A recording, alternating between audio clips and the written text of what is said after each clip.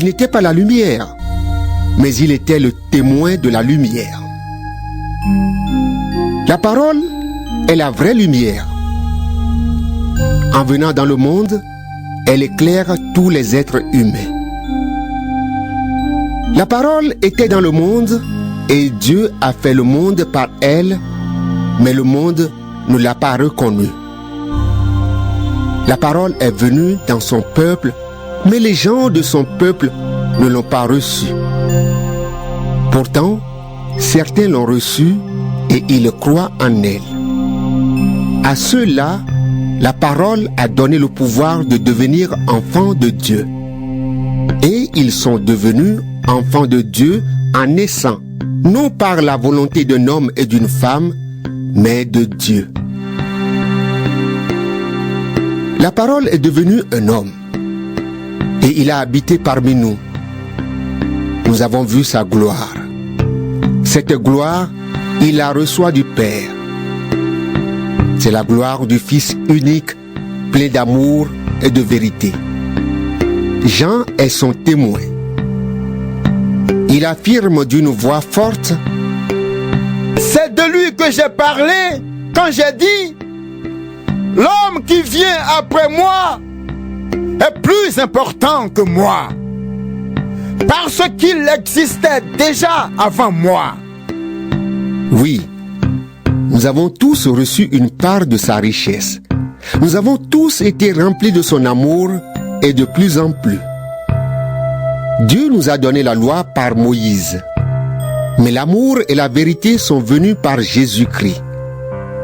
Personne n'a jamais vu Dieu, mais le Fils unique qui est Dieu et qui vit auprès du Père nous l'a fait connaître. Les chefs juifs de Jérusalem envoient des prêtres et des lévites pour demander à Jean: qui es-tu?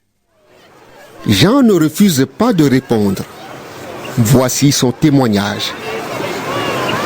Il dit très clairement: je ne suis pas le Messie.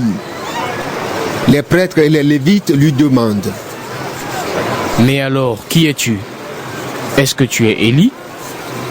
Jean répond: non. Il lui demande encore: est-ce que tu es le prophète? Jean répond: non. Alors, ils lui disent: qui es-tu? Nous devons donner une réponse à ceux qui nous ont envoyés. Qu'est-ce que tu dis de toi-même? Jean répond avec une parole du prophète Ésaïe: je suis un homme qui crie dans le désert: préparez un chemin bien droit pour le Seigneur. Parmi les hommes envoyés vers Jean, il y a des pharisiens. Ils lui posent une question: tu n'es pas le Messie, tu n'es pas Élie et tu n'es pas le prophète. Alors, pourquoi est-ce que tu baptises? Jean leur répond: moi, je baptise dans l'eau. Mais au milieu de vous, il y a quelqu'un que vous ne connaissez pas. Il vient après moi. Et je ne suis pas digne de lui enlever ses sandales. Tout cela se passe à Béthanie, de l'autre côté du Jourdain, là où Jean baptise. Le jour suivant, Jean voit Jésus qui vient vers lui. Et il dit: voici l'agneau de Dieu qui enlève le péché du monde. C'est de lui que j'ai parlé quand j'ai dit: l'homme qui vient après moi est plus important que moi, parce qu'il existait avant moi. Moi, je ne le connaissais pas, mais je suis venu baptiser dans l'eau pour le faire connaître au peuple d'Israël. Et voici le témoignage de Jean. J'ai vu l'Esprit Saint descendre du ciel comme une colombe, et il est resté sur Jésus. Moi, je ne le connaissais pas. Mais Dieu qui m'a envoyé baptiser dans l'eau, c'est lui qui m'a dit: tu verras l'Esprit l'Esprit Saint descendre et rester sur un homme. Et c'est lui qui baptise dans l'Esprit Saint. Moi, j'ai vu et j'en suis témoin. Cet homme-là, c'est le Fils de Dieu. Le jour suivant, Jean est là de nouveau avec 2 de ses disciples. Il regarde avec attention Jésus qui passe et il dit: Voici l'agneau de Dieu. Les 2 disciples de Jean entendent ces paroles et ils suivent Jésus. Jésus se retourne. Il voit que les disciples le suivent et il leur demande: Qu'est-ce que vous cherchez? Ils lui répondent: Rabbi, où est-ce que tu habites? Le mot rabbi veut dire maître.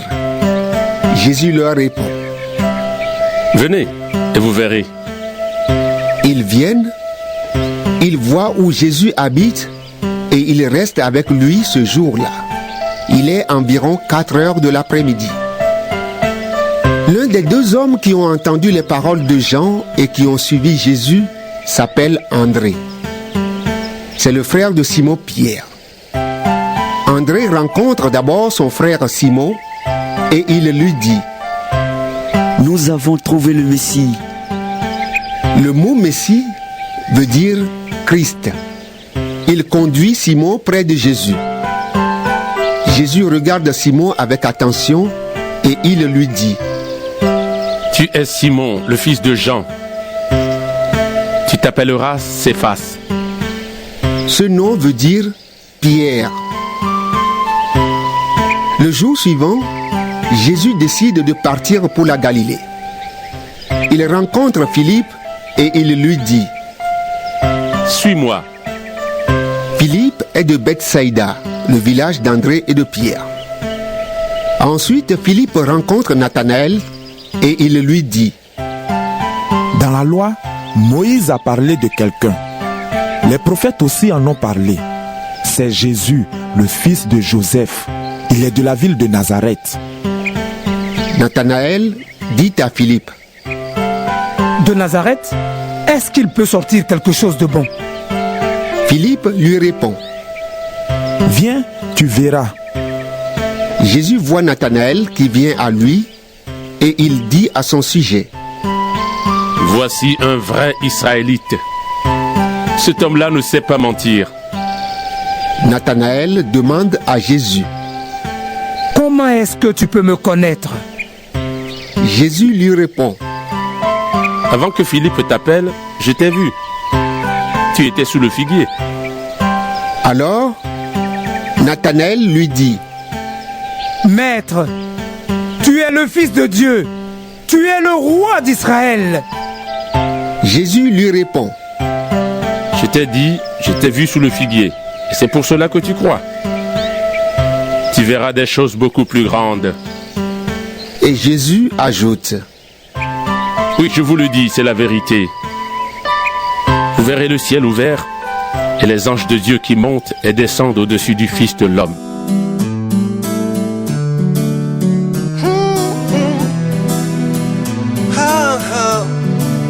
Sony Black, qu'est-ce qu'on fait, hein? Dédicace aux frères et sœurs. On va dans les îles. Allez, ça se passe comme ça. Dieu tout-puissant, quand mon cœur considère tout l'univers créé par ton pouvoir, le ciel azur, les éclairs, le tonnerre, le clair matin ou les ombres du soir, de tout mon être. Alors s'élève un chant, Dieu tout-puissant, que tu es grand, de tout mon être. Alors s'élève un chant, Dieu tout-puissant, que tu es grand. Quand par les bois ou la forêt profonde, j'erre et j'entends tous les oiseaux chanter. Quand sur les monts, la source avec son nom livre aux zéphyrs un chant doux et léger. Mon cœur heureux s'écrie à chaque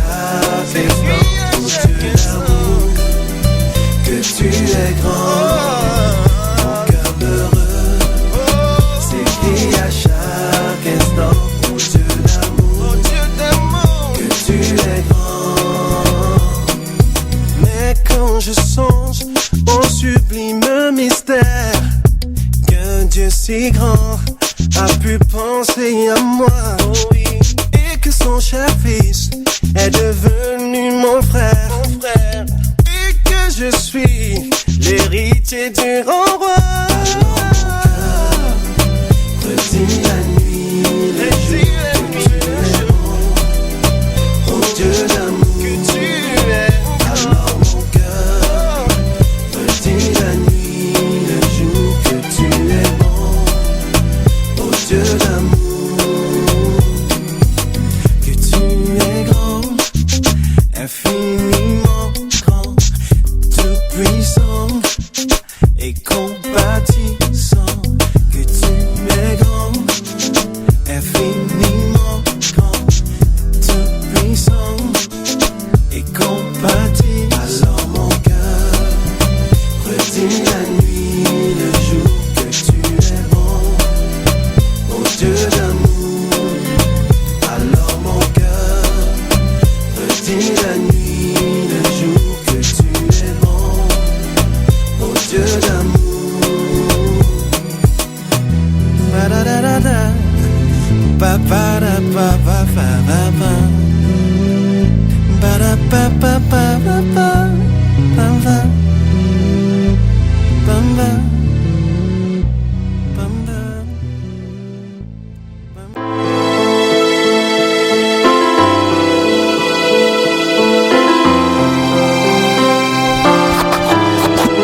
Coup dur de la vie. Coup dur de la vie. Coup dur de la vie. Coup dur de la vie. De la vie. Coup dur de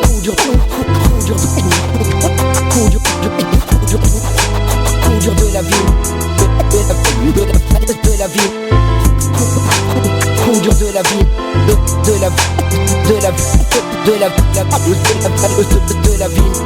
Seigneur, garde-moi des tentations de ce monde. Elle lâche dans ma vie des odeurs nauséabondes. Mauvaise odeur car tu attends de moi des parfums d'honneur qui montent vers ton trône à n'importe quelle heure. Si je pouvais de moi-même éradiquer les désirs malsains qui émanent de ma chair, donne-moi de vivre pleinement la réalité de la libération que j'ai eue par ton sang, bon sang. Je m'en veux quand tu me dis prends du temps avec moi et que moi je fous le camp. Que de bénédictions part de mon chemin, la misère s'improvise à devenir mon voisin.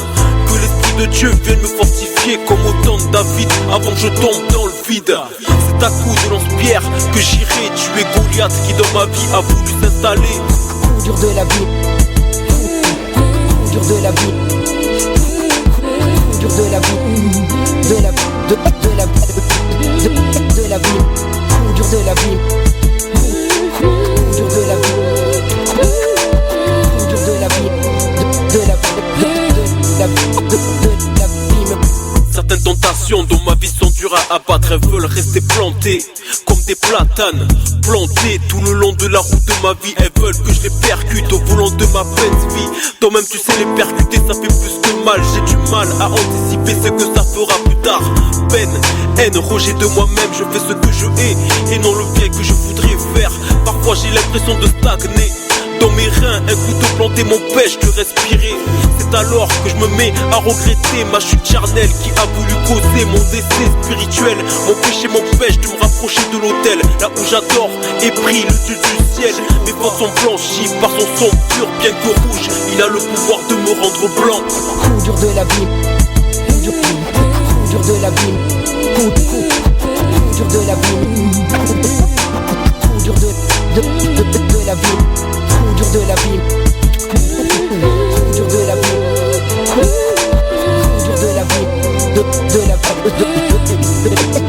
De la vie.